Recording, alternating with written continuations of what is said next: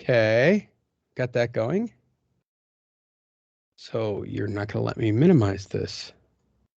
Let everyone know that everyone, we're recording. It wants me to tell you that, which is funny. Okay, let's go.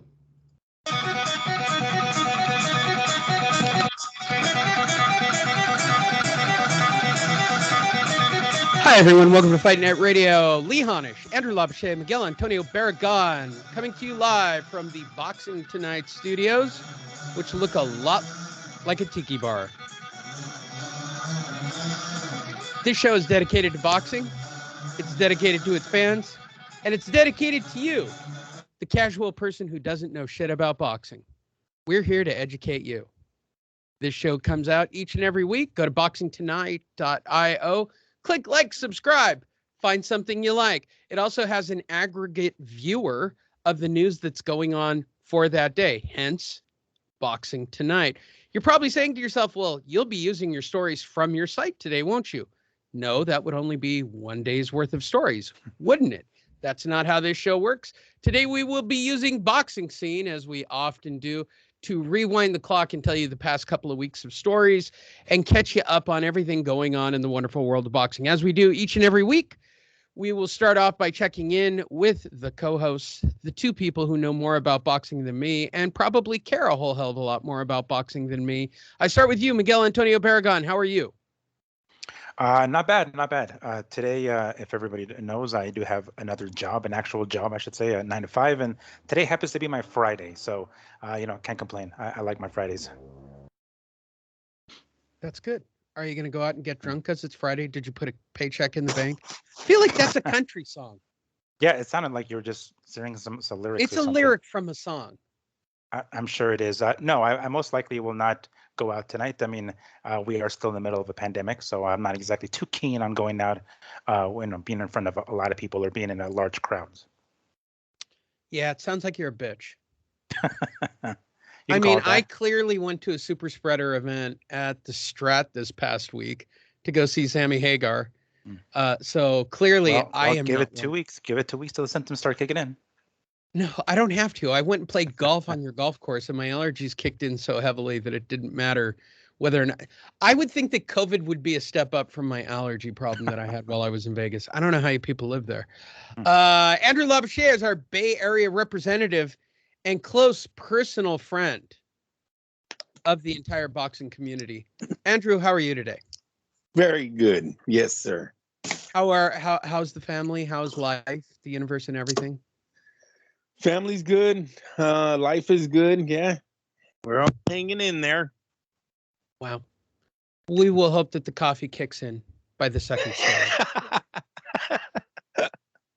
Here's the format of the show. First and foremost, thank you everybody for clicking like and subscribe and sharing this with everybody. Go to boxingtonight.io. You can follow me and Miguel on Instagram. You can follow him at FightFiendMigs. All of it's posted up at boxingtonight.io, including the up-to-date boxing schedule, which I probably need to update after this show. With all that said, here's how this show works. We rewind the clock. We catch you up on all the news stories so that I guess if you have people you talk boxing with, you will be somewhat knowledgeable. I guess. Maybe. Really, I mean, honestly, during the week, Andrew. Okay, I was just thinking about this today. During the week, how often outside of us do you really talk about boxing? What? Almost every day, Dorcas. Come on, Really? Lee. Really? Yes. I get phone calls. I talk to guys on the job site. Yes, I am the boxing guy. Always been that way. Ever since I was Lee, I was so bad. I used to do book reports in schools on Julio Cesar Chavez. That's my essay. I'd bring in one time made him bring in the fucking copy of that essay. Oh, I made him bring in the VCR, bro. She's got a copy. I made him bring in the VCR. We're watching old fights. That's what I did. I don't know what type of grades I got on. Doesn't matter what type of grades you got. It doesn't really matter. I would love to do a dramatic reading. Oh, they were terrible. Don't contact your wife and very find Shakespearean. Because I am telling you, I would do a dramatic reading of little Andrew Lavache, Cesar Chavez Hey, essay. if you go, do I have it? I don't have it. It's in storage. I even got into the Ring magazine when I was like, I don't know, 13, 14 years old. It's one of the Tyson McNeely covers. I was all reading. You remember how you guys could write in and you'll see the letters in the. Dear Boxing. Yeah, how dare you not have Chavez on the pound for pound ranking? Dear Boxing magazine. Yep. I'm going to tell you a story that doesn't normally happen to me, but this really happened. I met two boxers in a dark alley. They were both shafty and hard. I know it sounds like I'm making it up. What? No, mine was about him not being on the pound for pound ranking. I remember laying there on my couch, swear to God, and I'm reading it. I'm like, man, this guy knows what he's talking about. It was me. Yeah, wow. Go figure. I would agree with what I wrote. Wow, you read something by you, not knowing it was you. Let's unpack this. And you gave yourself 5 stars. Were you literally catching yourself as you read it, going, "My God, this man, whoever wrote this, oh, gotta grab is a brilliant boxing give it a little good buddy squeeze." Like, yeah, somebody gets me. And then you read, "Oh shit, I wrote." I was like, "Fuck, it's me." It's like catching yourself, the person who knows the best yourself. Hey, story of life, man. Story of life. Anybody who says differently lies. Hey, if that was not enough of a teaser for you, the new casual fans, there are plenty of other shows out there where you can listen to guys talk over themselves. I'm sure those shows are fun. They seem to get all the guests, too. I don't know how that shit works, but, good for them. This show's a little different. We're going to read the stories. I will then let the boxing experts say something boxing experty, and then I will attempt to say something funny or controversial or both. Sometimes it works. A lot of time it doesn't.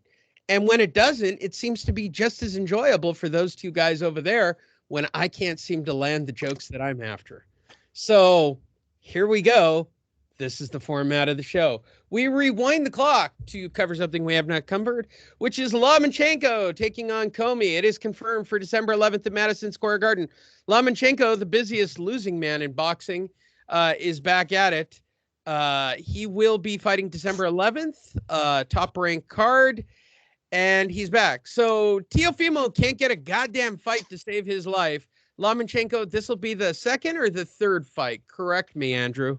Second since the loss. So he's just moving on. Lomachenko's just moving on. Yeah, no, that's what it looks like. He's fighting an opponent that Lopez already defeated, knocked out, really. That's how he won the title, right? Is Comey? Yeah, one of the titles came from Comey. So,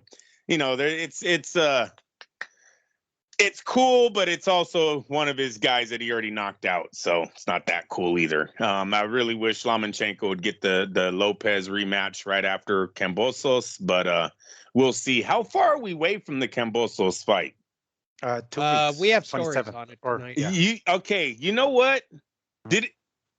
What the fuck was he doing at the Canelo fight if he has 2 weeks for his own fight?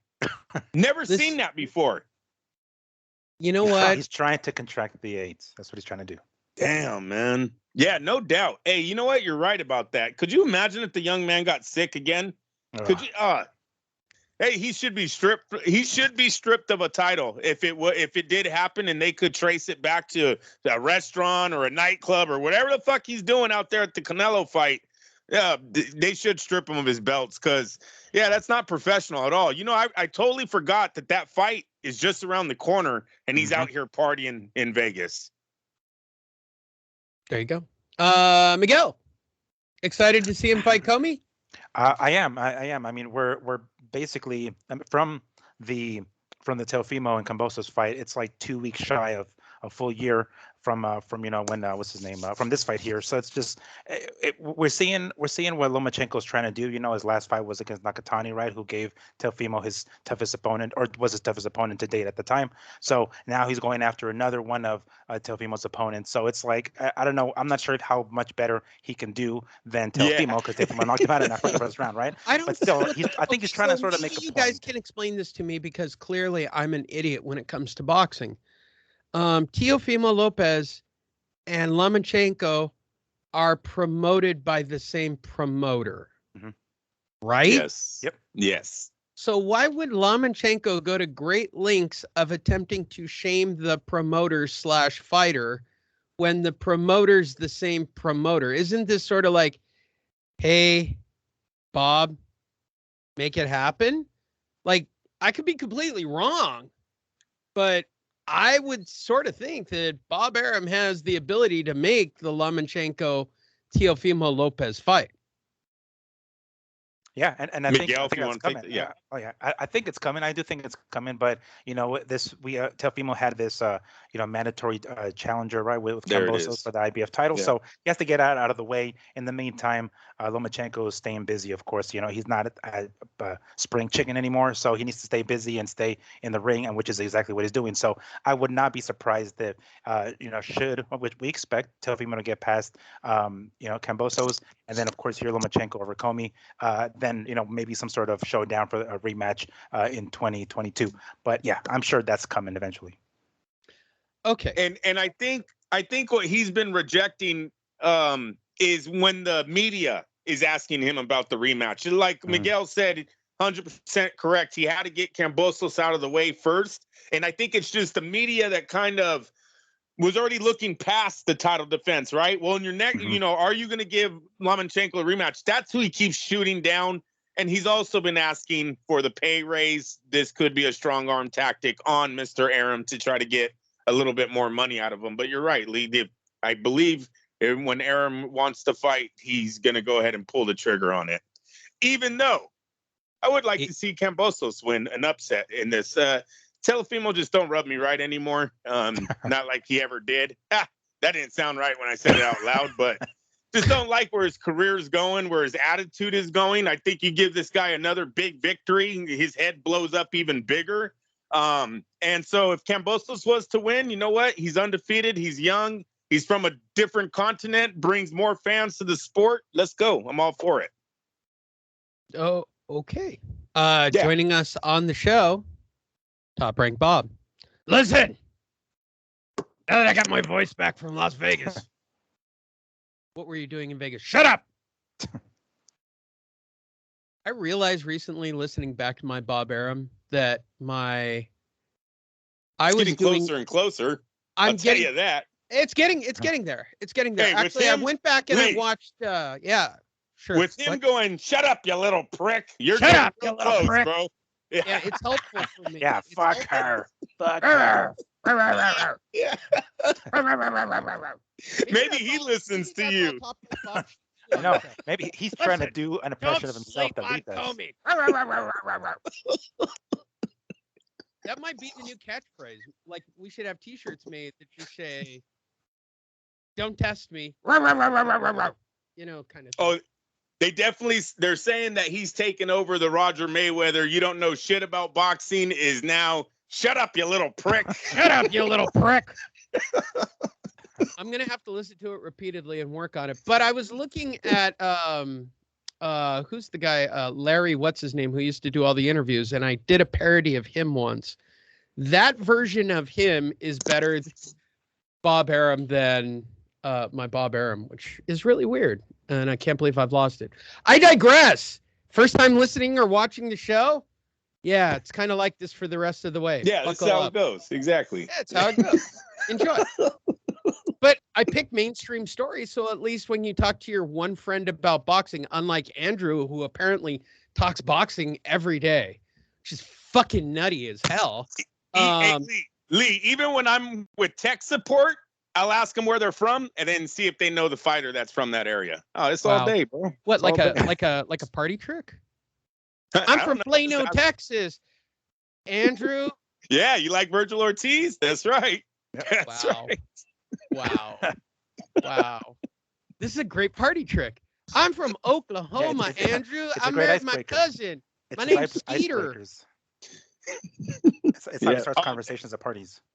Wow. That's a great party trick, man. That's a great fucking party trick. Fury on White, WBC president, the Suleiman guy, Mauricio. He says he's going to order the fight, which is really what they've wanted all along since they started talking about it. And then, of course, Dillian White contracted the AIDS and got out of his fight so that he could fight in this fight. And then the guy, Otto Weiland, who was supposed to fight Dillian White, was going to sue everybody, I guess, from wherever he's from, Iceland or whatever podunk place he's from. If you're keeping up on the stories, I'm just keeping you in timeline to all this. And he was going to strongly protest, which, by the way, he clearly doesn't have Netflix. Protesting to any of the Suleimans has been documented on Netflix. I highly recommend going and watching a documentary that will demonstrate protesting means dick in the world of the WBC. And Dillian White, who's just happy to have his opportunity for the first time forever as the number one contender, is going to move forward. So Mauricio is going to ink it. Suleiman told TalkSport. The WBC order was very clear that the winner of Fury versus Wilder has 1 month to try to secure the ultimate unification against Usyk, who defeated Joshua.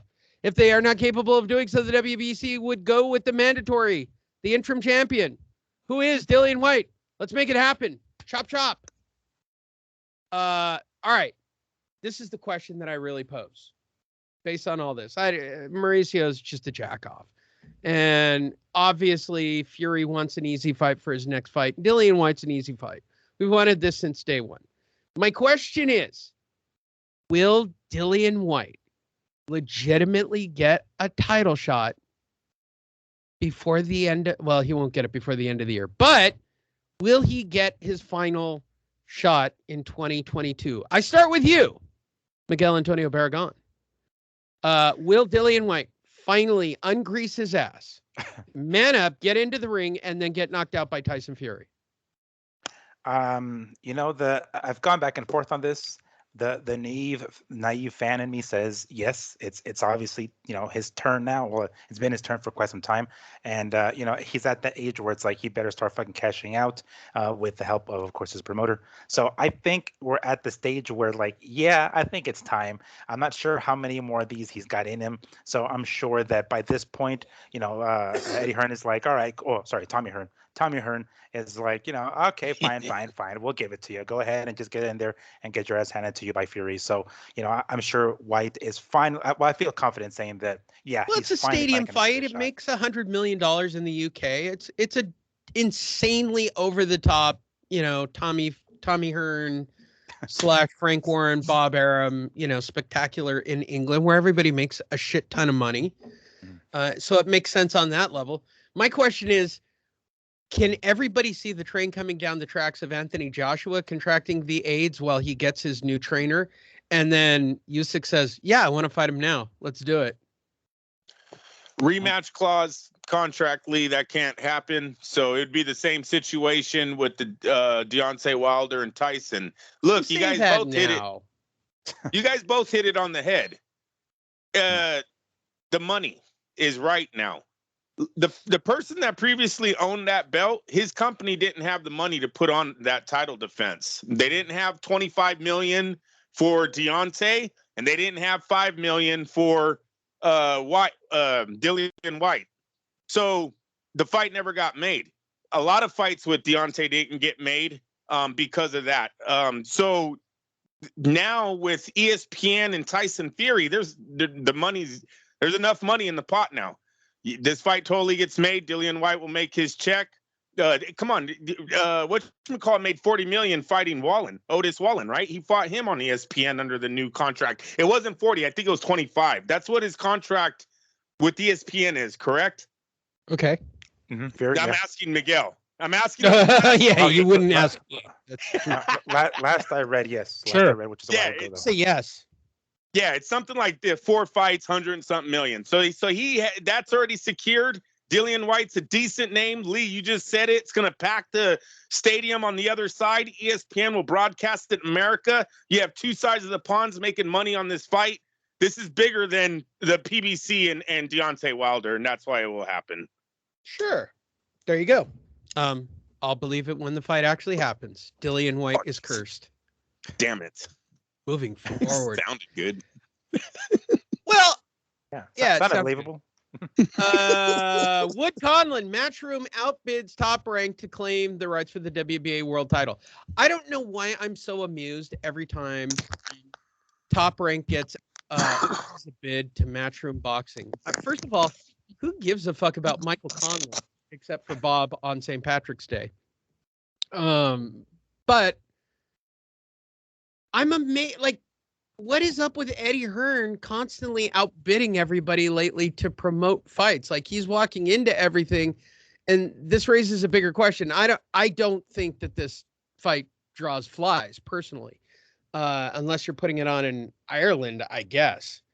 My question, which is the bigger question, is this outbidding and purse bidding and this purse bid war thing that's been going on for the last month of Triller outbidding. Now Tommy Hearns is outbidding. Bob just constantly sits back and says, whatever. Like, he's not even throwing his hat into the ring on some of these unless they're completely his fighters. So I ask you guys, have you seen purse bids as aggressive historically as they are now? I start with you, Andrew Labouche.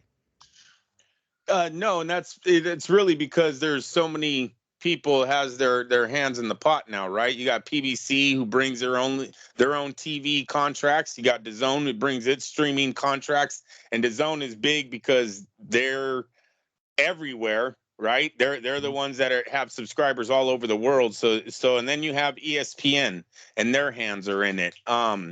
It's the fights that Hearn has won so far. Not barn burners here in America, right? They're not selling out. Well, he tickets. keeps putting them on in like a prison in England or something. No, like, but even if Bob was to have won Cambosos versus Lopez, that goes to the what's that little arena that right next to the Madison Square Garden? There's the theater at Madison Square Garden, actually. Yeah, that's where that's going to be held at. And this fight right here might even be at a smaller venue than that. Conlon, like you said, Lee, really only interested on St. Patty's Day here in America. No one's really bought it into the kid yet. So I think until we see him lose Crawford Porter or something of that magnitude, then you could say Bob's slipping on this end. But right now, Bob's saving money, and his fighters are getting a lot of free. I guess Top Rank is getting a lot of free publicity on their fighters, having them fight on DAZN and for Triller at one time, and then came back to DAZN.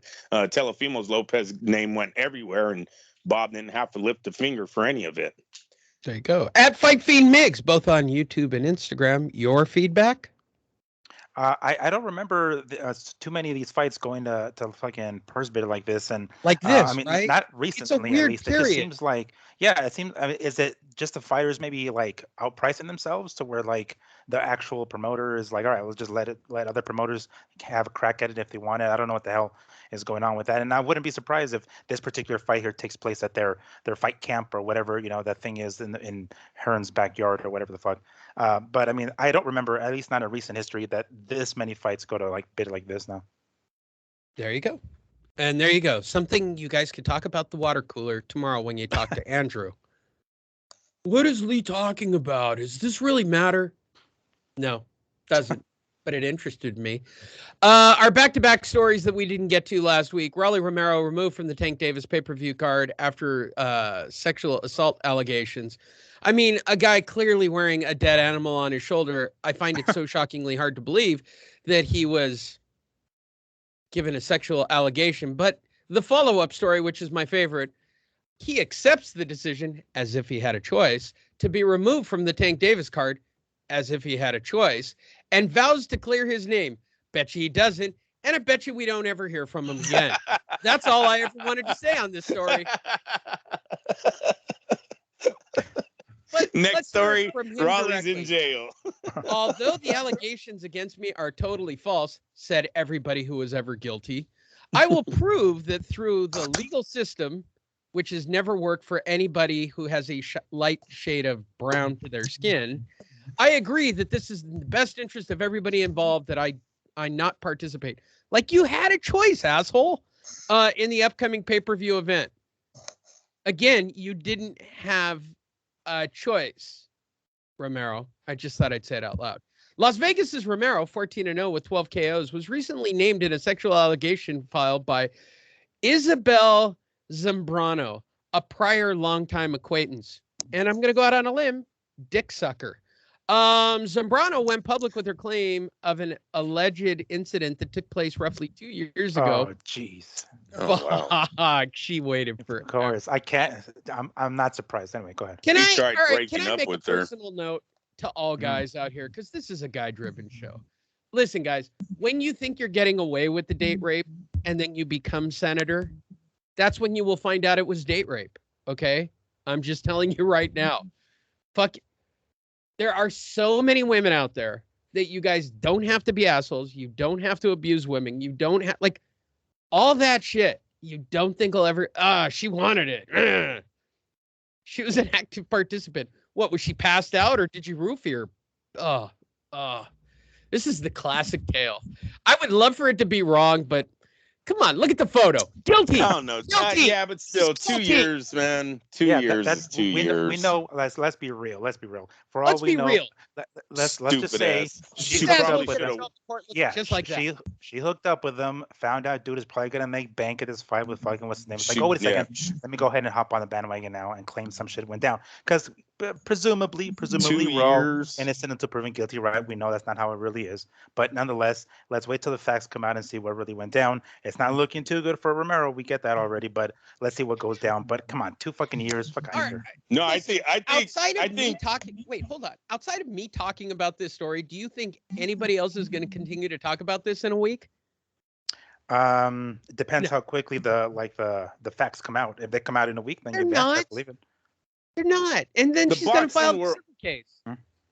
Yeah, the boxing world will talk about it, obviously. Romero is with the PBC. He was starting to get a little bit of traction before all this went down. So I think he'll be talked about. She did it too early. I mean, I know she's kicking herself in the ass right now. She should have waited Yeah, should have waited till after the fight. Until after the after the fight. fight. And the money's Right, if he made. wins. Hello. Payday. Ay. Now he's going to what? Clear his name, most likely, because I'm telling you, the 2-year thing, even the judge is going to roll his eyes when he hears that one. But they'll hear it, they'll listen to it, and then they'll make a decision, probably sided with Romero. And now she's not going to get anything, and he goes on to make millions. Here's how Hey. fucked it is. Romero is not yet officially charged in a crime. Nice. Good. How Yeah. fucked are you? If you're not even charged in a crime, it's just somebody making a press statement. Look at you. You're guilty. Why'd you wear that jacket, asshole? You brought it on yourself. You shut up in a suit and tie. Probably wouldn't have happened. And maybe when the young man cleared his name, he told Al Heyman what really went down in the room. Remember, that's what got Kobe Bryant, and not putting him in the same category, but Kobe thought he was clearing his name by telling the truth, and it ended up grabbing him a charge. This young man, that same thing, he could have happened. Maybe he wanted to come clean to L, or but maybe who he knew did it that out of sodomy was against the law in Denver. I mean, in Kobe's case, but see, they were having the sex part was fine. So not Kobe the anal thought part. That's against the not law. the anal, yeah. And Yeah, then so the right, cops, right. they kind of tricked them. They're like, "Well, did you do this to her?" "Oh yeah, I did. We did that too." Well, boom, that's what she just said she didn't want. You're now charged. Yeah, So. right. Maybe So this girl works this for Peter also or goes something. down to Andrew's first rule in life. Don't I wanna fuck call women my in the mom ass. and dad. I want to call my mom and dad. I need to get a lawyer. Don't ever talk to any cops. Don't ever talk to any detectives. Keep If it you safe. have handcuffs on you, children, you must ask for a lawyer. I and feel then like the just bigger shut up. lesson is don't do anal. That is very true. But he thought he was being cool, and it ended up getting them in trouble. Now you also got to remember two reasons behind it, Andrew. You also got to remember that young lady went on that night to have a threesome at a party later that night. So this young lady was not the cleanest of girls. They found 3 men. Well, that's reason number 2 for not doing anal with a chick, right? First of all, any chick you do anal with is not a chick you're going to keep. All right. No, you don't take that home to mom. You're not taking that home to mom. No. Or worse, it's story number 1, which is you go full Kobe Bryant and they're like, no, I didn't want to do it. Fucking dude ass raped me. Just saying. Just a public safety for everybody. If this is your first time listening, welcome to Fight Net Radio. Welcome to Fight Net Radio. Now you got a full feel for the show. Hey, I just put this story in because I don't really care that Paulie Malignaggi got a job with Boxer magazine. And I know those of you listening to the broadcast platforms are saying, but Lee, we can't see the picture of Paulie Malignaggi and why you really put this story up. Well, Andrew and Miguel are, and I just want to know, has he always had cheddar cheese teeth like that? Or is this just bad light? I could care less that he's going to be the voice of Boxer or whatever the fuck that is, right? First of all, he's got the weirdest shaped head ever, right? It's like egg shaped and it's like into the back like a cone head. And he's got golden cheddar teeth. Yeah. And I thought at first maybe this was just bad lighting, but this moment was just for me because when I found it, I'm like, maybe I'm crazy. So I start with you, Miguel. Number 1, is his head shaped weirdly? Yes, it is. Yes, it is. He was able to hide it a little bit more when he had the braids or the dreadlocks. When he shaves his head, it's like totally full on blast. So yeah, he definitely has like an oddly alien kind of, Sigourney Weaver type hair. I mean, head. And number 2, are his teeth like full English? I mean, what am I missing here? I think it's the lighting. It could be the lighting. I've been next to him several occasions. I never looked deeply into his teeth by any stretch. But I think I would have noticed. Yeah, I would have noticed if they were pretty, cheddar-like. But I want to say it's just the lighting. Andrew, and where are you on head shape and cheddar teeth? I agree with what Miguel said. I believe it's just the lighting. And yes, egg head. Yes, sir. All right, cool. Moving forward. See, it was only a quick stop. Devin Haney, Jojo Diaz agreed to terms for the WBC lightweight title December 4th in Las Vegas. Isn't this the one we just got turned down for? No, that I sent to you, Miguel? It was. Which one did we get turned down for this week? Benavidez and Crew. I've got all right, cool. We can't even get into that fight. All right, cool. No. Devin Haney and Jojo Diaz agreed to terms for December 4th. I start with you, Miguel, because you're usually the one who likes this kind of stuff on DAZN. Are you excited about this fight? I am 100% excited for this fight. These are the kind of fights that, Haney, we've been asking from Haney before this fight with was it Linares in this last fight. So this is the kind of fight that we want to see out of Haney. We want to see 2 young guys in their prime go at it. And, who better than, what is Jojo the interim champion or what? I don't know, silver champion or whatever champion he is, but puts him in the spot to face Haney for the WBC title. So yes, you best believe I'm excited for this one. You best believe we're going to get it before the end of the year, under a month already. So yeah, I'm hyped for this one. Andrew. Yes, Lee, you keep asking this question, and yes, the answer is yes. This is a good fight. This is a great match. You keep saying that about every fight lately, and it's not true. No, the Jojo Diaz. This is Jojo. Flint was a good fight, and we're coming up on it, and so you might want to save your "ooh, what a great fight" for that. I mean, fuck you. Yeah. I don't know if it was a great fight, but I'll wait until we talk. It was not a great fight. I have a complete conspiracy theory, which is the big joke for today's show. And you guys are going to go, holy shit, that makes sense. And now everybody's going to think I'm a boxing conspiracy theory nut. That's not bad. Oh, you got the aluminum foil hat? I do. I should have probably made one. Hey, Junior Dos Santos signs with a boxing management company. Oh, former UFC heavyweight champion, and as I believe he was like number 1 or number 2 ranked. He's decided to go cash in at age 37, and he wants to go fight for BKFC and PFL and this, that, and the other. And can anybody blame these guys, including Usman and everybody else who's like, fuck yeah, I want to make $25 million for a fight. I don't care if I get knocked out.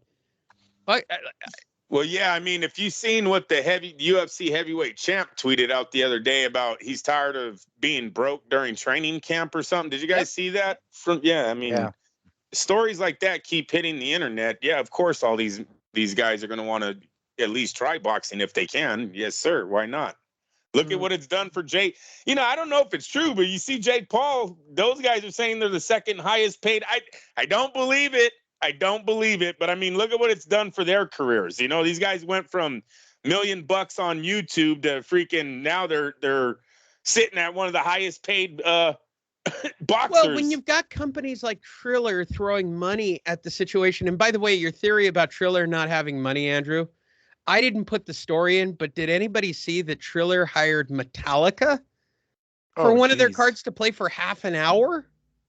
No. Oh my god. That's at least $1 million a guy for a half hour of them playing. Hot damn. Yeah, but Lee, there's stories out there of them not paying their fighters, so the stuff's not made up. There's you just gotta Google Triller fighters, Andrew. They're fighters. Well, no, but they're also saying that they paid freaking Mike Tyson $50 million and Roy Jones so many million, and then all of a sudden Roy Jones is not even paid. Who cares? I don't really care about Triller. Triller's going nowhere. Aren't they turning to MMA? I thought they're going to MMA now. They're going wherever they go that draws fans. And apparently it's Metallica with whatever's on after Metallica in their next event. Well, no, there you go. More power to them. I hope Metallica draws what they're looking for. I hope Metallica gets paid. That's what I hope. Yeah. Gervonta Davis, Isaac Cruz, official undercard for the extraordinary December 5th card in Los Angeles, right? This is in LA at Staples Center that nobody's going to go to. I got to be perfectly honest, because no one's going to go. I can pull this up on the screen right now and tell you that they have not sold a single ticket for this fight. I mean, it's just ridiculous. Let's see if they're going to stack the card, shall we? Keith Heidick from Boxing Scene. Let's see what they plan to put on. They're going to put on, who are they going to put on? It's Gervonta Davis, Isaac Cruz, right? We know that. 20, Cruz, Romero, 26. Once Romero's legal predicament, Cruz, 11 straight, Where's the rest of the card? What a dick. All right, cool. Anybody care about this fight? I know. Yes. No, the fight's going to be, I think the fight's a better matchup than the Romero kid because Isaac Cruz has more of a resume. I was really surprised that he was the backup for a Floyd Mayweather Al Heyman fighter. You just really don't see this with these guys. I mean, most time the plan B would have been. Did you ever someone think that they might be 50s. over Gervonta Davis at this point? Well, if Isaac Cruz was signed with Mayweather, I would. I'll bet you he is now. Well, if it is, then it is. But it's a good fight, Lee. They're both power punchers. They got decent records. They both kind of have the same style, same body frame. So yeah, I'm really looking forward to this one. I think it's gonna be a banger. Okay, Miguel, is it a banger? Yeah, it's going to be fireworks. I don't think this fight is going to go the distance for as long as it lasts. Maybe, I don't know, 3-4 rounds. I don't think it'll get past midway into the fight. But yeah, this is something. I mean, granted, it might be. Chances are it's going to be Davis coming away with the victory here, and he's the one that's going to end up coming out with a knockout victory. But I mean, Cruz, this guy goes in there for the kill. It's like kill or be killed. He goes in there, swings for the fences. So, in this scrap like that, when, punches are flying, who knows what's going to happen. But chances are, Davis is going to come away with the victory. He's going to be the heavy favorite, of course. But I mean, this fight, it just so happens to land on the 5th, which is the same, if I'm not mistaken, was it the same date as JoJo and Haney, I believe, the 5th? So, it's going to be quite a day full of lightweight boxing because they're all, I think this is going to be a lightweight, yeah? I'm not sure what weight Gervonta and Cruz is going to be at, but I'm totally excited for this one. Who gives a shit? Wait. This is definitely a fight that I'm going to be looking at and laying some real money down on Cruz. Listen, Gervonta Davis takes way too many punches. We've heard me on this show many times, me talk about his speech and the way when he was just a prospect, the guy seemed like he had already fought for 15 years. Then he fought Leo Santa Cruz, and we all figured out what the fuck was going on. Santa Cruz. Isaac Cruz is one of those. He's gonna land his punches, man. This guy is like a poor man, very poor man's Canelo, but everything is power. Every time he's throwing the hooks, everything's with the intent to knock you out. Power combinations. Fucking Gervonta takes punches off the chin all day. Let's go. I will lay some money on that knockout. Yes, sir. Okay. Well, I got more out of this story than I dare ventured. Moving forward. Crawford Porter pay-per-view undercard is announced. Let's talk about the undercard. What is Bob bringing us? What is the PBC bringing us in this star-studded extravaganza?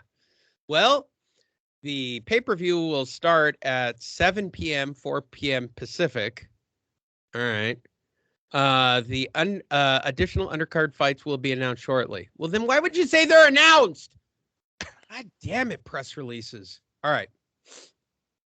Let's see. Dogbo's going to be on the card. Ooh. Isaac Dogbo, huh? Christopher Diaz died old. Diaz. That's old, yeah. So Dogbo Diaz, huh? Dogbo Diaz will be on ESPN Plus. There's fun. Also, a dude named Falco. You know, the dude from the football movie that was played by Keanu Reeves, Falco. He's fighting on the card. He's a 7-year pro who signed with Top Rank in 2012. He's now 31.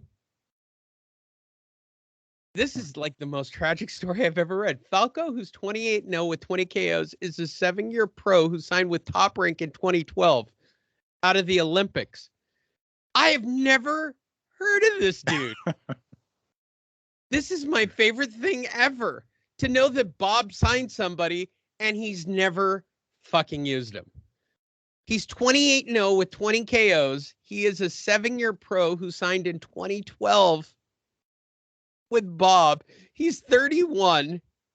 He's knocked out 5 of his last opponents dating back to 2019.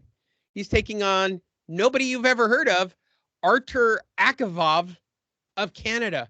First of all, let's just be amused by this. Did anybody know that Bob has had a 7-year pro who's undefeated with 20 KOs named Falco? Nope. I start with you, Miguel. Absolutely not. Right. Is this crazy? Like, this sounds like a Bob Prodigy story that he'd be all over.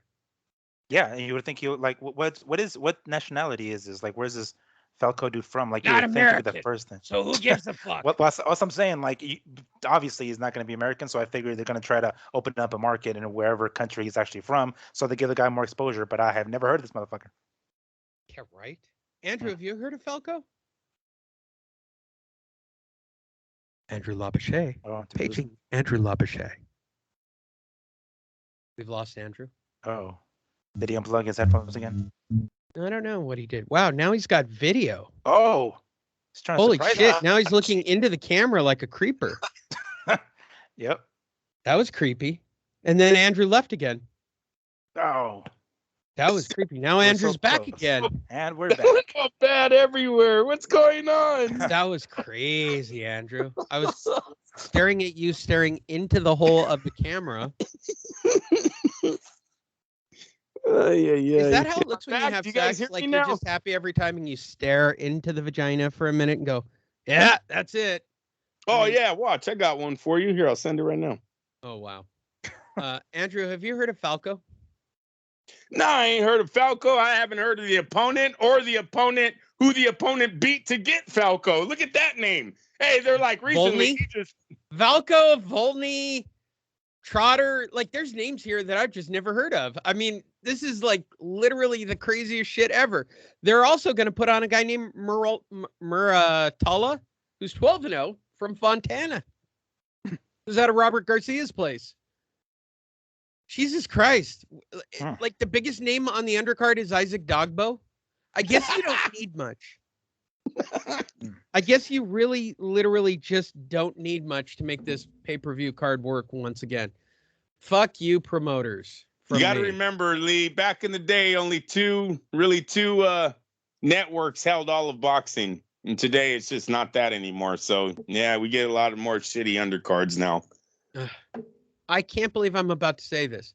I miss Don King and his fight cards. At least he gave you a real fight card, for God's sakes. Stacked to death. And if you're saying, but it was always Azuma Nelson. It was always Azuma Nelson. It was. Just deal with it. Floyd Mayweather Jr., number 6 on the all-time athlete earning list with $1.2 billion. Jesus Christ. $1.2 billion is still too much for this guy. I mean, it's just hilarious to me nonetheless. But 1.2 all time now. All time. Now, here's my question. Is he going to find a way to piss away all this money? I start with you, Andrew. Well, he might have already done that, right? Lee, he has a lot. He's continuing to buy. He hasn't traveled a lot recently, though. Floyd's been kind of quiet with the traveling, but he did go around the world, I don't know, 7 times. So, yeah, I don't know what else to say. I would think that it's hard to spend $1 billion, but, I don't have $1 billion to make that statement. I'm not in that strategy. He's bought an $18 million watch, so I'm going to say no, it's not hard when you're Floyd. An $18 million watch, Lee. What would make a watch $18 million? Oh, I think it was just diamonds. Everything's diamonds. There's nothing else. That's great. That just literally shows that you have nothing to do with your money except light it on fire and say fuck it. I mean, seriously. Yeah, no, if you look at a lot of Floyd's Instagram photos, it's him by himself. I don't know if that's just what he's showing just sort of on a sad Instagram. Commentary about Floyd sitting there. Well, I mean, if you think about the fact that he's had 4 or 5 kids his whole life, right? They're all in their early 20s now. Where are the kid toys? Where are the kid, in his houses? The kids don't like him, or he doesn't like the kids. Well, I don't know exactly what the combo is there, but it's not pleasant. Yeah, but there was never a picture of a house that had $18 million worth of toys for 4 kids. Never that. No, of course not. Why would he spend it on those ungrateful kids? They didn't get in the ring. Miguel. He did buy his son a Bentley, I think, though. Before I talk too much shit, his son might have a Bentley. So there's always that. Here, son, let me kick you off. Let me break you off a Bentley for being a shitty father for your adult life. And there's $1 million in the glove box, just so you won't say anything shitty in the press about me. Thanks, Dad? Question mark? Thanks for beating my mom?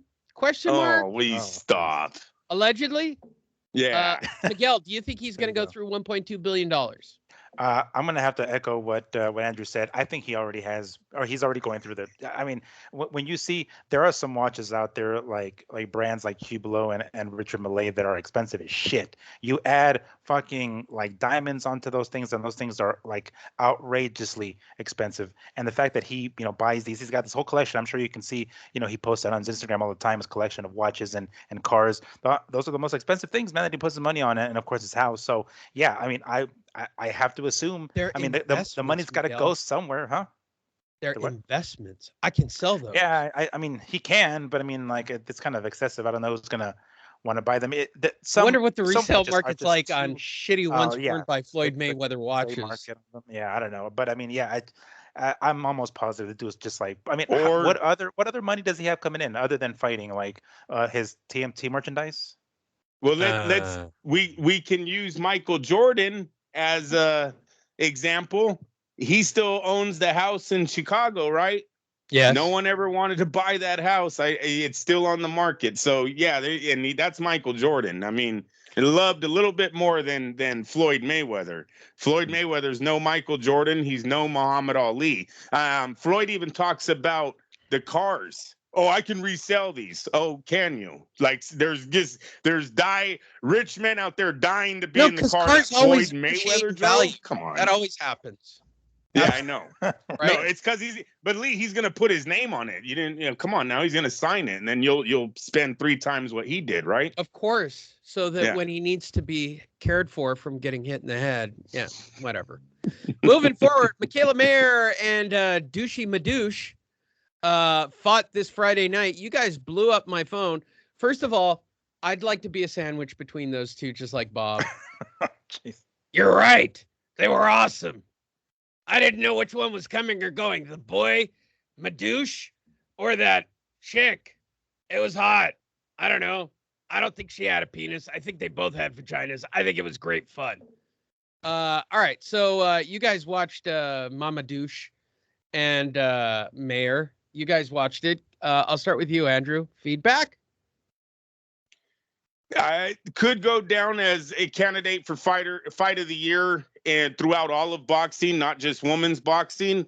The reason why is because this was a unification match. Both ladies were champions, and I mean, they threw over 1,000 punches. Correct, Miguel? Yeah, I believe Combi Box was over a grand. Yeah, over 1,000 punches, Lee. They fight 2-minute rounds. Okay, these women threw down. This was anyone watching this. If you weren't entertained by what they did in the ring that night, the boxing isn't for you. Seriously. It was all heart. It was skill. Mayor, of course, skill. The other young lady is more heart. She's just in your face, pressure all day. She's not backing down. Nothing seemed to hurt her. It was an excellent fight. I'm going to go out on a limb here without going through the history books. And on top of my head, I can't think of a better female fight than what I seen last Friday. It is sort of like the Corrales Castillo of this era. Well, here's my bigger question for you, Miguel. The Michaela Mayer photo that we're staring at on the screen. Bigger the hoops, bigger the hoe? Oh, jeez. That's a good one. Let me see here. I'm trying to zoom in on those hoops. And now, Holy crap. Now here's the real big question. Can Michaela Mayer knock me out in a beer line if I Yes. step on her foot? Yeah. She can knock you out while she's putting the earring on. Yeah. Well, I'm just going to be politically correct on that one. Hell yeah, she is. You ain't going to get me with that one. Here. Michaela Mayer wins while Chavez Jr. does not. That's very interesting. So what we're saying on the show is Michaela Mayer is tougher than Julio Cesar Chavez Jr., which is hilarious callback moment. What did you think of the fight, Miguel? Well, it was super entertaining. I mean, from the jump, these women understand that shorter rounds means they have to go out there and fewer rounds and shorter rounds. They have to get the job done quicker, right? They don't have the kind of they aren't able to afford to give away rounds. And the fact that there's 10 rounds in this championship fights for women, so they came out basically guns blazing as soon as the bell rang. Specifically from, I was going to call her the challenger, but she's not a challenger. She had the title at the time. Marmaduke. She came out, yeah, Marmaduke. She came out banging right off the bat, and I kind of feel like maybe Mayer was a little surprised by that. Like she wasn't expecting her to come out, throwing as many shots so early.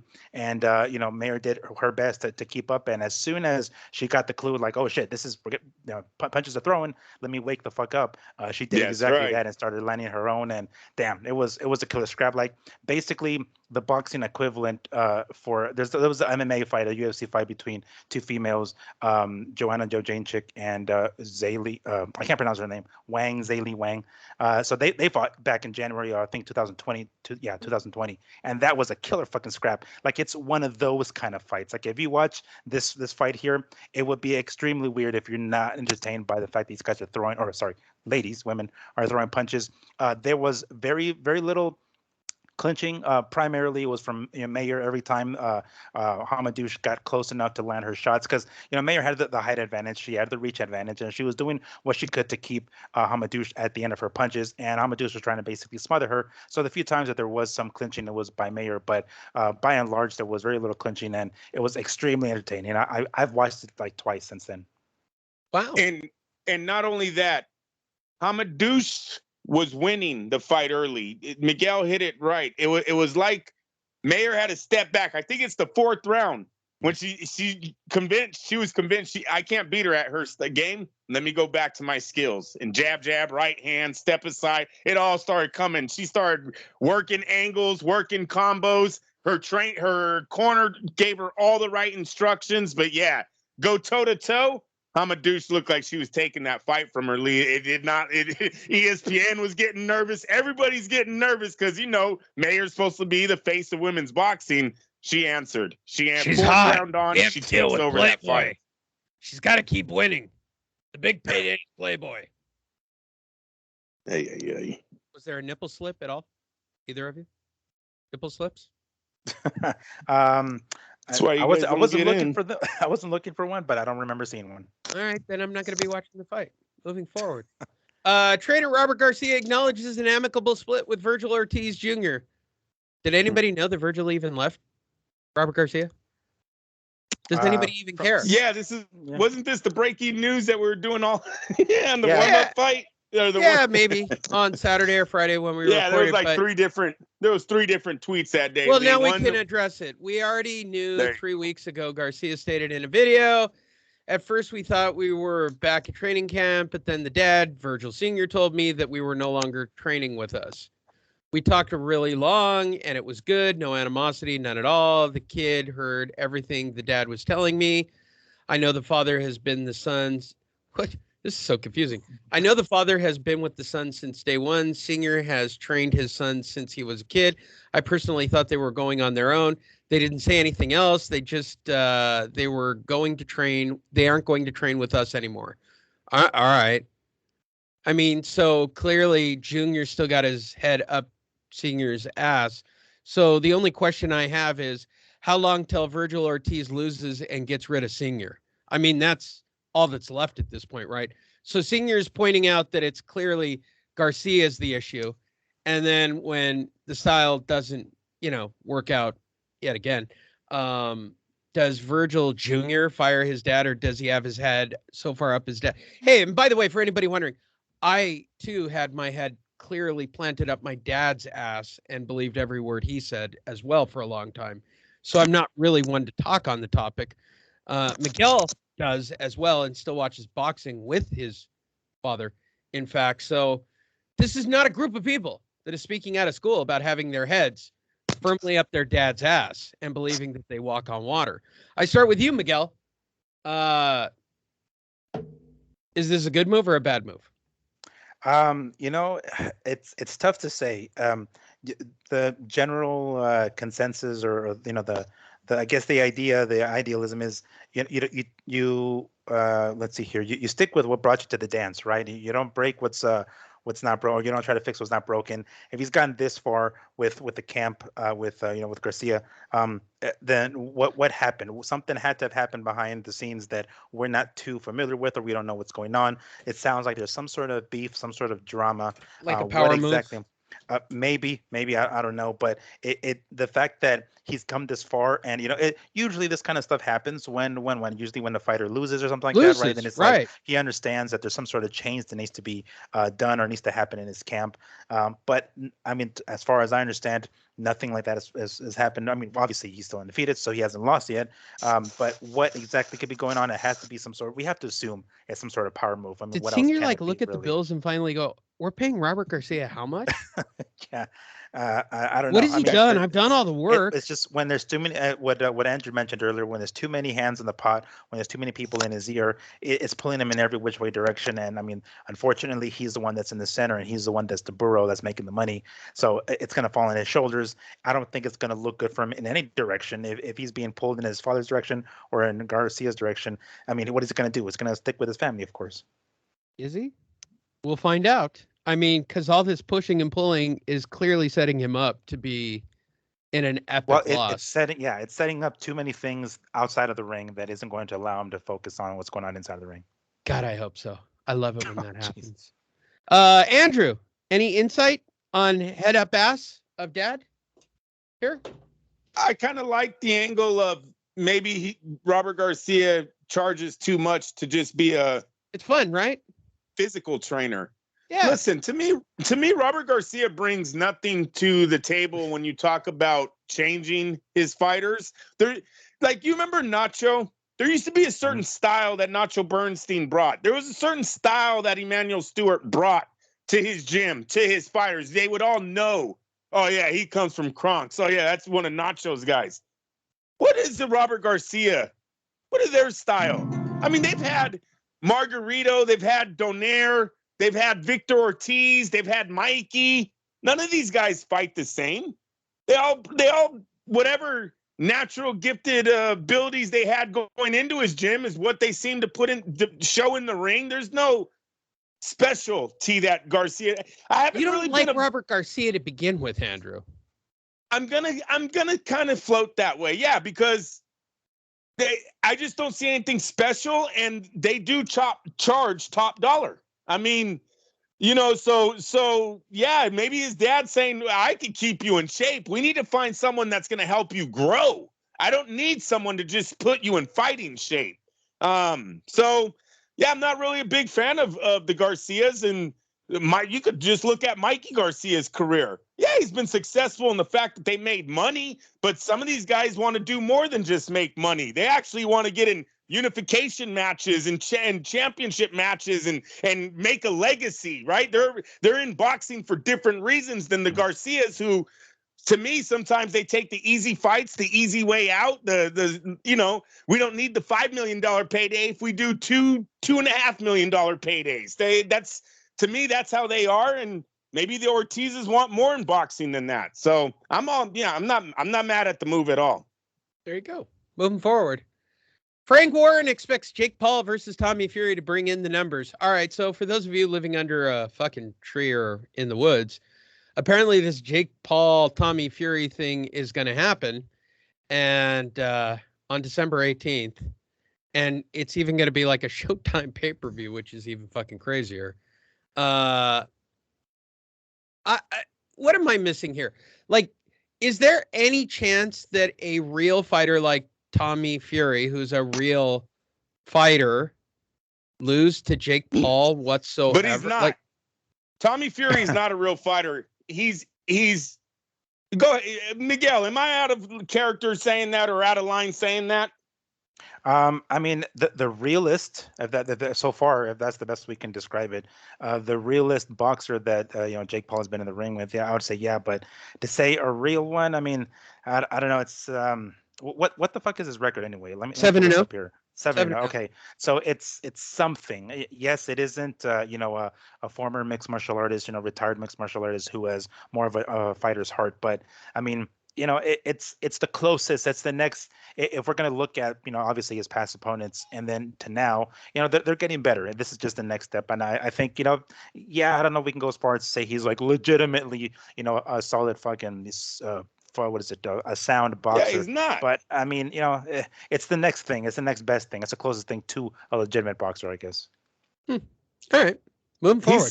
He's 7-0. He has no amateur background as far as the Olympics or anything. He's Tyson Fury's little brother. And the last time I checked, that doesn't make you a boxer, a good boxer. So while he does have a 7-0 record, I think we've heard our host on this show, Lee Honish, say he can get anybody to 20-0 if you give him the right money. So the fact that I know everybody, Lee, we see it done all the time. I mean, so 7-0 is not impressive. The first thing I'm going to buy when I win the $300 million lottery. I'm going to go to 20-0 and get a championship fight, even if I get knocked out in the first round. I don't give a shit. Let me promote you, baby. I'm all about it. Let me get. Oh, it's on. I'm going to have 20 fights in 1 year. I'm going to book them every 2 weeks against guys who have like big time journeyman records. Go in, we'll do the race war. We'll be like Trump, baby. No, I'm just kidding. Yeah, I'm just gonna run across the ring and like one punch everybody, and I'll get the nickname One Punch. Yeah, I'm the most hated man in boxing. And then my pre-fight, to build up the hype, I'm gonna pay Floyd $1 million to fight me, right? And then pay him an extra $1 million to call it a draw or whatever that horse shit thing is that he does where he gets paid not to knock anyone out.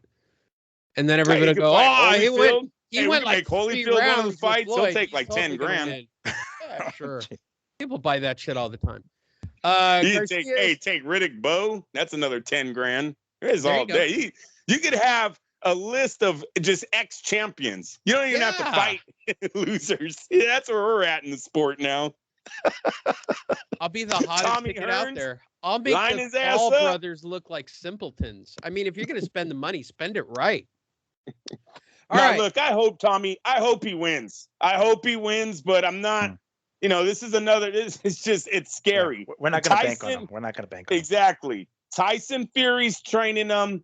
I don't know what that means. It just sounds good saying it.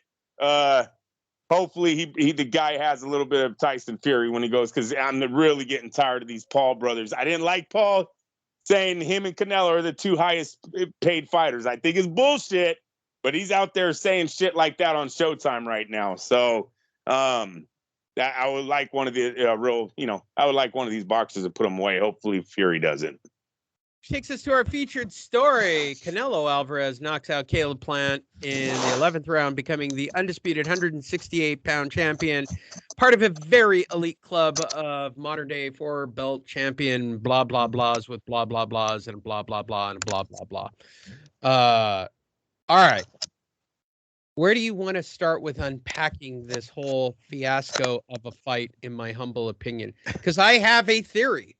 And it is serious X-Files theory type shit. So let's discuss it from a clinical level before I whip out my theory. Because there you go. I want to change both of your minds. We'll start with you, Andrew.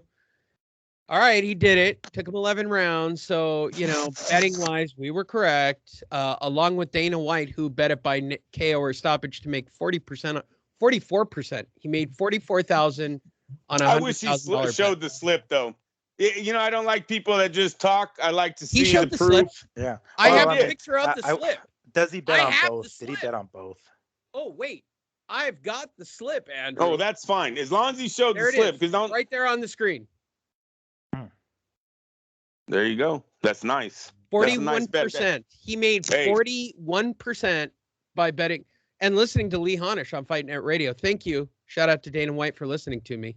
And he can also admit that he's a fan. He doesn't have to pretend that it's because of betting. He's a boxing. Look, he's a boxing. He started off as a boxing promoter. He loves boxing. He'd promote it if he thought he could do it and make money at it. But listen, he's busy raping MMA fighters still and making a shit ton of money. Why promote boxing? It's too hard. All right. So hopefully all of you made 41%. No, it did not go off in round 3, 4, or 5, or Miguel's rounds, or who picked late? Somebody picked late stoppage. That was you, Andrew? That was Miguel. Miguel. All right. Congratulations, Miguel, on your late stoppage. All three of us did agree that it would be a stoppage.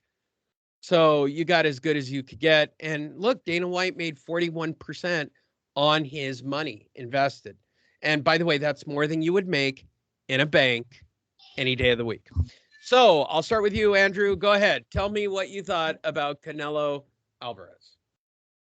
I thought it was a good fight for Canelo. He did what he had to. He looked special. He got the knockout. He got his other title. As far as it being competitive or anything, no, it was not. I thought it would be worse than the Billy Joe Saunders fight, and as in he was going to get stopped earlier. But I mean, it wasn't too early in that fight that Caleb just turns off. He went straight defense. The half shell that he was giving Canelo, I don't know why the ref was allowing that. I thought they could have put a stop to that earlier, and Canelo probably would have gotten him out earlier.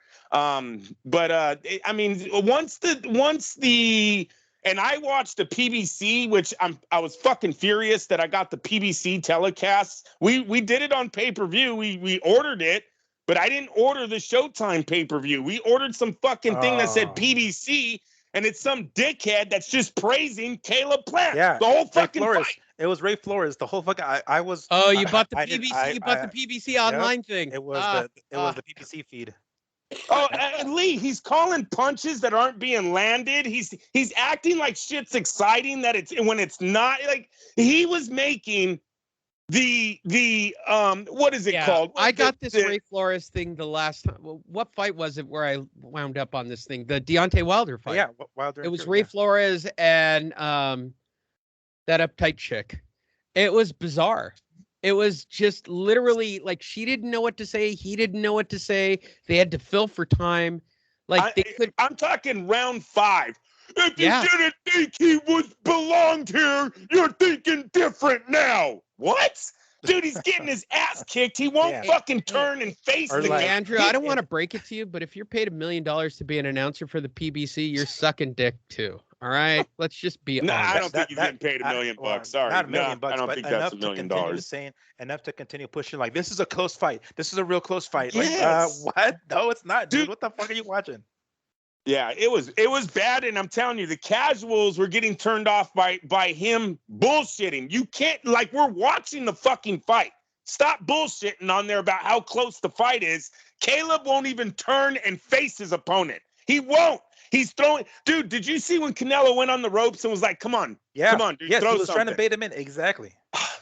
I think he just wanted to feel a punch. Like, these guys like getting hit too. He's like, dude, come on, we're doing 12 rounds here. You fucking hit me already. He goes, jab. No, I'm from the PBC, dude. We go decisions. Jab, jab, jab, decisions, bro. You don't have to hit hard. Look, Yeah. jab. Wait until you hear jab. my theory. Didn't you get the on fucking the memo? fight. You didn't get the memo. We go to decision.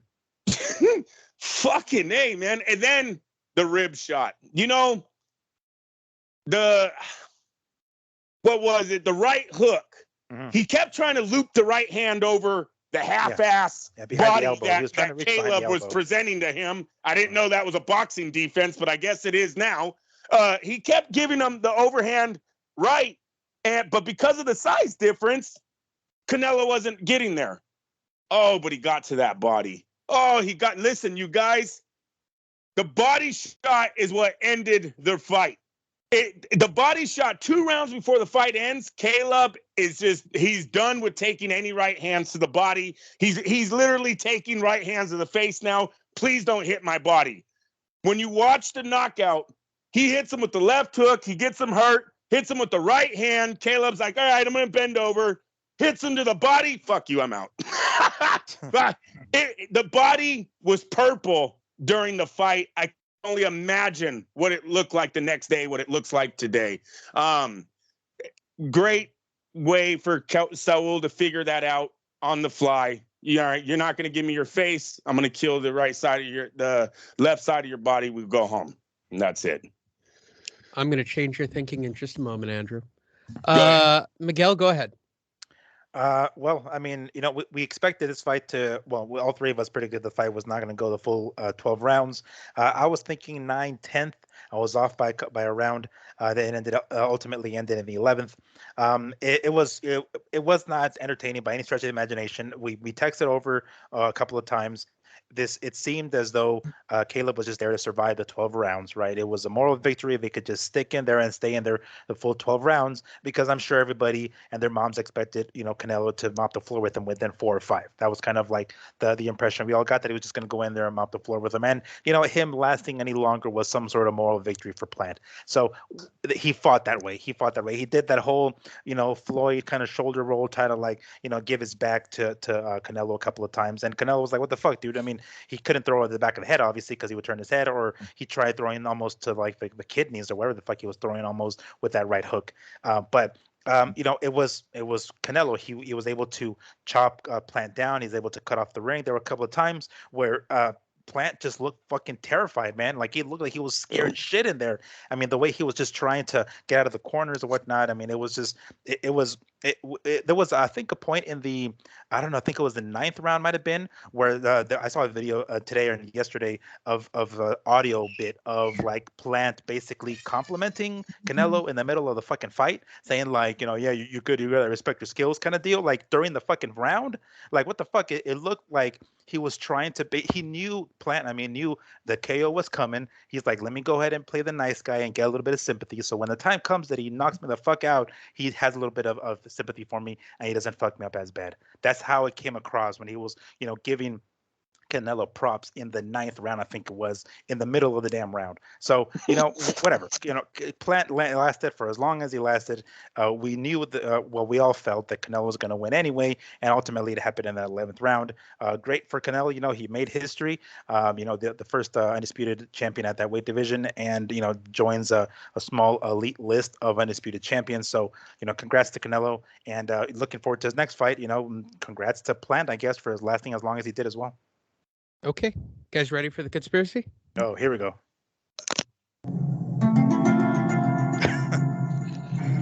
Here's my conspiracy.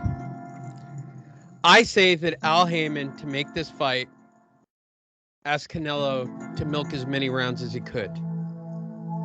The Caleb Plant is such a shitty fighter that Canelo was basically sparring and trying to keep this guy upright. But he sucks so bad that he still got knocked out. And to back that proof up, what does Canelo say after the fight? Caleb is a good fighter. Wait, you have more proof? Caleb Plant, I showed I belong at the top level. Dispute my theory. Dispute it. Go ahead. Tell me I'm wrong. Because I'm telling you, he should have wiped the floor with this guy in rounds 1, 2, and 3. Because this is bullshit that it went 11 rounds. It's bullshit. I'm telling you, he milked this fight. I'm straight up saying it. Well, Canelo milked this fight. I mean, I'm not arguing against it because that sounds pretty plausible, but you do need a cooperative opponent, and Caleb was not that. No, Caleb he was not backpedaled cooperative. like He a finally motherfucker, fell right? down. All he had he- to do was stay on his feet. He couldn't Right. even do that. But I'm saying, like, early in the fight, he wasn't trying to give Canelo anything. He was covering up. He was initiating clinches whenever he could and threw back whatever he could. But I don't know. It's not too far of a stretch. the Never conspiracy here. exchanged, not one time. Yeah. He was Not timid. one time He did was he extremely ever timid to let his hands go. Yeah.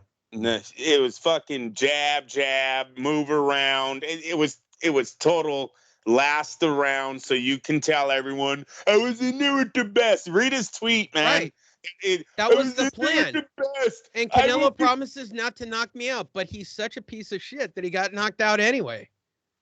And that very well could have been, even though he put a whooping on that side of the body, man. Like, that body was changing colors, you guys. And I know Caleb's white; it's not hard to do, but fucking purple, I could see red. But it was like he bruised that man's body before the fight was even over. It was already like, God, I could only imagine what that looked like in the morning. And the last punch, he just falls. He just falls to the ground. Yeah, It's not the right hand. He's still standing when the right hand lands. He's not going down. When he hits that body, oh, fuck this. I'm fucking done. He tried to protect it all night. It did that one shot after. Can you imagine how tender that side was after Canelo's hitting it like a fucking heavy bag? Because that's all you gave him. That's all. So 11 rounds straight, he hit the side of your ribs like a heavy bag. Could you imagine what it felt like in round 11? He couldn't miss. He put so much into those fucking body shots. He landed just like a heavy bag. He knew he wasn't gonna miss. He put hella power into those fucking body shots. And you could imagine how his ribs felt the next day. He was hitting them, and then Caleb would look at the ref. Hey man, oh, that's my ribs, huh? Fuck, dude. He look at, hey man. He's like, dude, he's got to hit you somewhere, bro. You're not giving him the face. You're fucking turning away from him. What do you think he's gonna do? Oh, I wish they would have corrected him like an amateur. You know, you PBC fucking fans that have been drilling for years, you guys are looking real shitty in your big matchups, your big Al Heyman paydays here. Is he going to have any of you fucktards prepared for their fights? I'm telling you right now, the both Charlo brothers look so bad in their last fights. I don't expect them to win. The day they step out of Al Heyman's out from behind Al Heyman's skirt and actually go and fight someone from DAZN or fight someone from fucking Top Rank, they're probably going to get their ass knocked out too. Caleb looked like shit. Deontay Wilder looked like shit 3 times. I mean, come on. This is a fucking joke, man. These guys, did you guys see what happened to Charlo in the stands? With Hurd, his altercation with Hurd? Yes. Now, listen. The Charlos have been punked before. Daniel Jacobs, I don't know which Jamal, I don't know which one it was, but Daniel Jacobs punked him years ago. Last Saturday, Lee, Jarrett Hurd walked up and smacked one of them. Just slapped him right in the face. Dude, he doesn't even fucking go after the guy. He's like, oh, man. He goes and gets behind his brother. His brother puts down the drink. He's like, what's up, dog? What's up, what's up, dog? Motherfucker, the punch has been thrown. There's no more what's up. He's hit your brother. Are you going to retaliate? Nope, don't retaliate, dude. What's up, dude? Yeah, I'm right here. Got punked. These two blood lions only. They're fucking bullshit, man. They're going to get mollywopped as soon as they step up. Mollywopped in November 20th. Fucking if I feel the title of the fucking show. What? Caleb Plant got mollywopped. Oh my God! What's it? Spence ain't fought anyone. Everyone keeps on his jock. Watch when he fights fucking someone out of the PBC. He's gonna get handled too. I mean, it's just right now. The whole PBC fucking platform is garbage, man. These guys are fucking gifted titles. You know, whatchamacallit? Caleb, I'll be champion again. Yeah, no shit, dude. There's like fucking 4 WBA titles. There's 3 IBFs, 3 WBCs. Don't worry. Al Heyman's definitely going to get you one of those titles again. Not impressive, bro. You know what's impressive? You fighting Canelo and actually trying to fight him like, I'm not going to say a fucking man, but seriously, what you were doing in the ring, that was amateur. You couldn't get away with that shit in the amateurs. They'd be like, son, turn around. Son, you're supposed to face your opponent. Hold on, break. Stop. Face your opponent. Stop doing that. We're going to stop the fight if you keep turning your back. They'll tell you that in the fucking amateurs. 2 things. Number one, Caleb will be champion again when Canelo leaves the division, most likely. And number 2, right now, all of PBC's weight is on Sean Porter's shoulders. Got this coming fight with fucking Crawford. So we're all gonna look at he's gonna be the flag bearer right now for PBC because it's so systematically as PBC fighters fight outside of the PBC, they keep getting knocked off one by one. Mollywopped. What was it? Mollywopped. They keep getting mollywopped.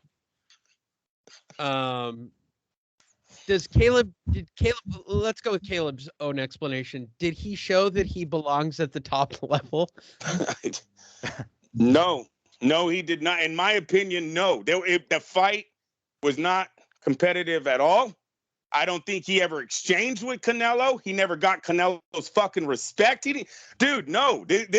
He's good enough for PBC, man. Go over there and fight your Durrells, fight your Utes and your fucking Truax, fight all those fucking dudes that Bob Arum's already ran through. Bob Arum had all of those guys. He already ran through them, gave them to Al Heyman, and you guys went and built a career over there off of that shit. You stepped out of your comfort zone, and, to me, it was a beatdown. You want to give them a round or 2, whatever. Beatdown 9-2, 11-0. I don't really care. It was a one-sided fight that the other kid looked nervous in about for more than half of it. I think it's round 5 or 6. Hey, Ray Flo, if you didn't think he belonged here, you were wrong. Here we go, participation trophies. Fuck, I'm done. Miguel, did he show that he belongs at the top level?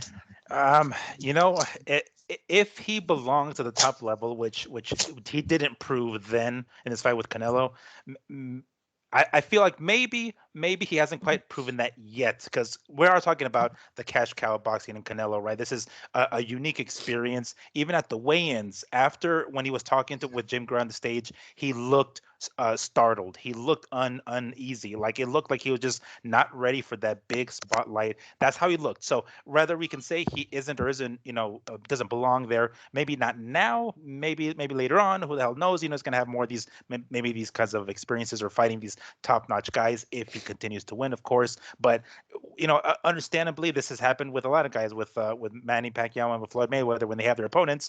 This is like the biggest stage they've ever been on, and it's probably a thing of too much too soon. Probably it's just like, holy shit, this is really happening, and they're kind of like stuck in they're caught off guard by the moment. It's like a big deal. So does he belong there? Maybe not yet, because he still is a very skillful fighter. He still can whoop someone's ass. Shit, maybe not Canelo's, obviously, but it's just like I don't know. If he proved anything, it's that maybe down the line he will belong up there, but as of right now, no. Somewhere down the line, how much more? Yeah, I mean, that's a really whenever Canelo leaves the weight division, and once again the belts just disperse amongst the people, maybe he'll get himself under the strap at that point. PBC will get him a rematch with Caleb Truax. He'll be fighting Durrell.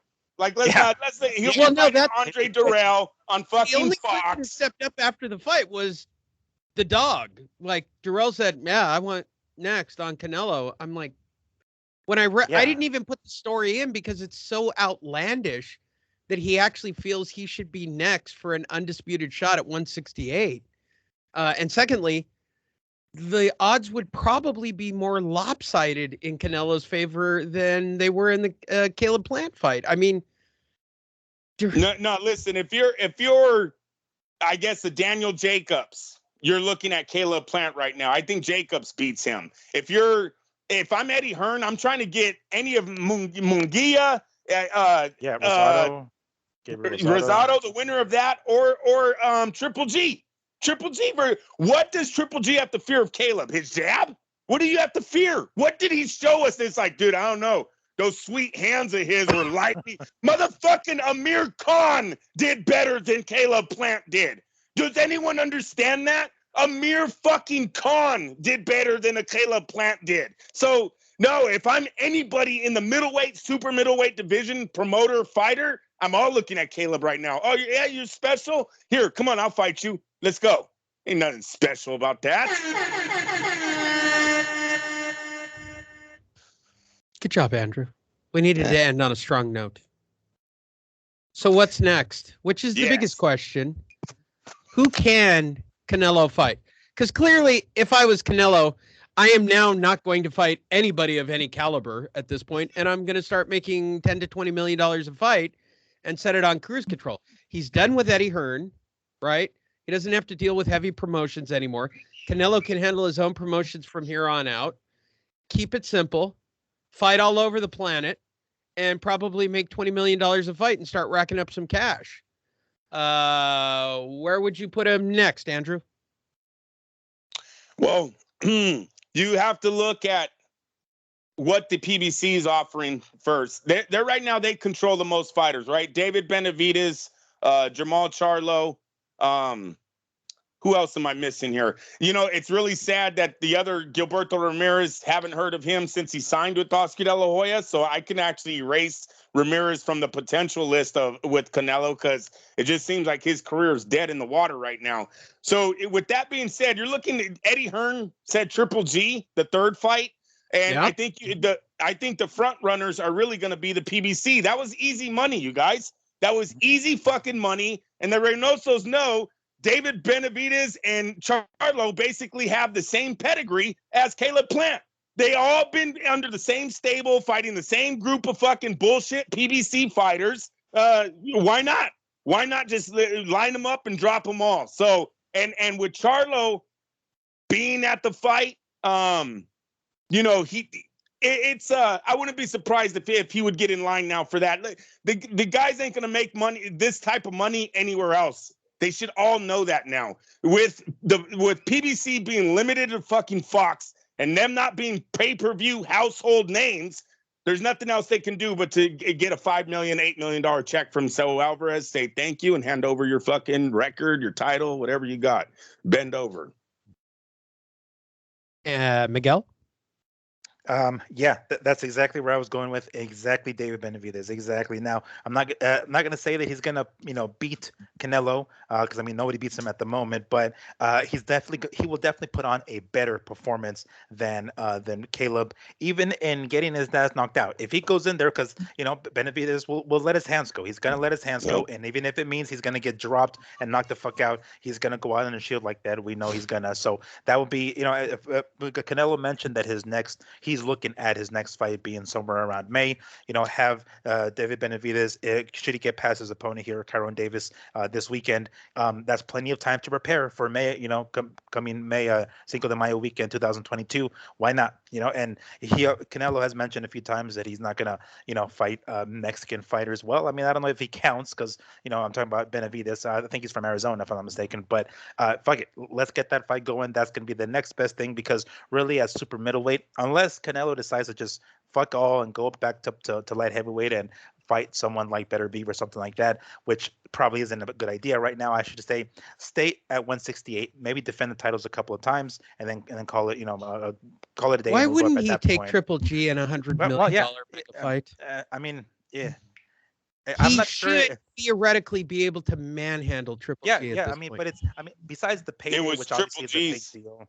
But the payday, other than the payday, which I realize, I understand is a big deal, but it's a win. It's a lose-lose for Canelo. It's a lose. It's like, I lose to Triple G. I got my ass beat by an old man. I whoop his ass. I was supposed to beat him anyway. I'm not going to get any credit for it anyway. Granted, that comes with a big paycheck. It's going to be life in his way all the way to the bank. So I wouldn't be surprised if he goes that route. But other than that, as far as credibility goes, really, what is he going to gain from beating Triple G? And it was the money. Okay, Triple G signed that huge contract himself with DAZN being limited on just subscription money. They couldn't do the fight. 40 million to one guy, 20 million to the other, and you're supposed to pay that by charging people, a few $100 a year. That's why that fight got stopped. That's why DAZN is thinking about bringing DAZN's pay-per-view to their network, because they know if they sign two big fighters in the same with those kind of contracts, how are you supposed to match them up without it being on pay-per-view? So that's why the end of last year, or was it this year? It might have even been this year. DAZN already started telling their subscribers that they're probably going to launch a pay-per-view platform here soon. It pissed everyone off because that's what they told us they weren't going to be. But this is why they had to turn to Al Heyman and the PBC to put on this fight with Caleb. They couldn't just take it and put it on DAZN because the money that's involved is too much for DAZN's wallet right now. There you go. That'll do it for this week. Go to boxingtonight.io. We try to record every Sunday/Monday/Tuesday/Wednesday so that you theoretically have a show by some day during the week. If you're wondering, that makes no sense. Kind of how it's been lately. But go to boxingtonight.io. It will give you up-to-date episodes of Fight Net Radio, as well as up-to-date news, as well as up-to-date boxing schedules. I got to update it, come to think of it. But it's all on one page. It's easy to navigate. You can follow both Miguel and myself on social media, as well as every form of listening to the show. We appreciate all of you, and we look forward to sharing again with you our opinions next week.